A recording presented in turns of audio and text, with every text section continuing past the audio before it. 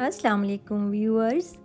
हमेशा की तरह आज भी बहुत यूनिक, सिंपल और झटपट तैयार होने वाली रेसिपी लेकर हाज़िर हो गई हूँ। और मैं हमेशा यही कोशिश भी करती हूँ कि आप लोगों के लिए नई नई रेसिपीज़ और नए नए आइडियाज़ शेयर करूँ। तो ऐसी ही रेसिपी आज मैं आपके साथ शेयर करने जा रही हूँ, और ये है रमज़ान के हवाले से, क्योंकि रमज़ान करीब है तो इसलिए मैंने सोचा कि आपके साथ झटपट तैयार होने वाली सिंपल और इकोनॉमिकल रेसिपी शेयर कर दूँ।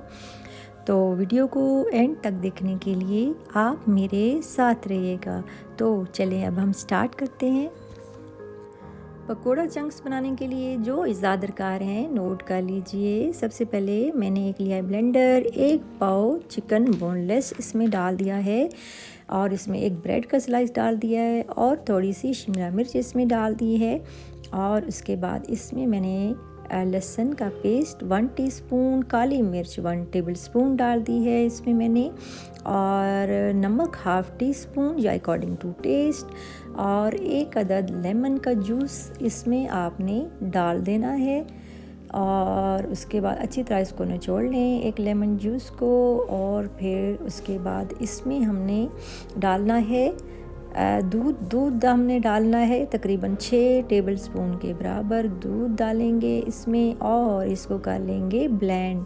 और उसके बाद जो है इसमें चावल जो है वो 5 टेबलस्पून बॉयल्ड चावल जो हैं वो मैंने इसके अंदर डाल दिए हैं, और दोबारा से इसको कर लेंगे ब्लेंड अच्छी तरह से, ताकि इसका अच्छा सा मेथड तैयार हो जाए। और उसके बाद जो है इसमें शहद डाल दिया है 1.5 टेबलस्पून, और मैदा डाल दिया है 1 टेबलस्पून।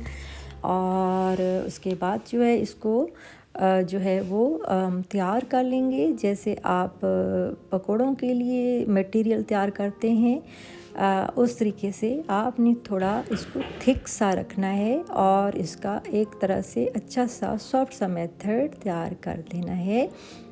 और साथ ही हम जो है एक कढ़ाई रखेंगे, क्योंकि हमने डीप फ्राई करना है, पकोड़े बनाने हैं, तो उसके लिए हमें ऑयल ज़्यादा चाहिए। तो आपने ऑयल जो है वो मीडियम आंच पर गरम करने के लिए रख देना है। और साथ ही हमारा मटेरियल जो है बिल्कुल रेडी हो चुका है पकाने के लिए, तो इसको हमने तैयार करके रख दिया है। ऑयल हमारा गर्म हो चुका है, और अब इसमें हम जो है इसमें डालना शुरू करेंगे आहिस्ता आहिस्ता करके।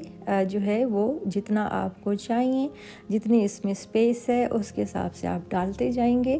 और फिर उसके बाद जो है आप इसको जो है साथ साथ चम्मच भी हिलाएंगे और उल्टाते पलटाते भी रहेंगे।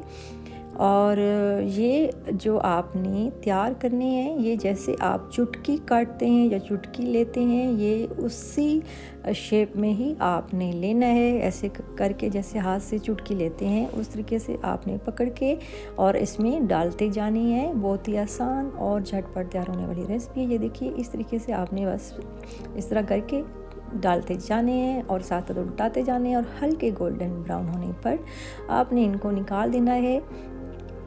और उसके अलावा जो है वो आंच जो है वो बिल्कुल अब आपने हल्की कर देनी है, आंच तेज़ नहीं करनी। जब ऑयल आपका मीडियम आंच पर गर्म हो जाए तो आंच आपने हल्की रखनी है।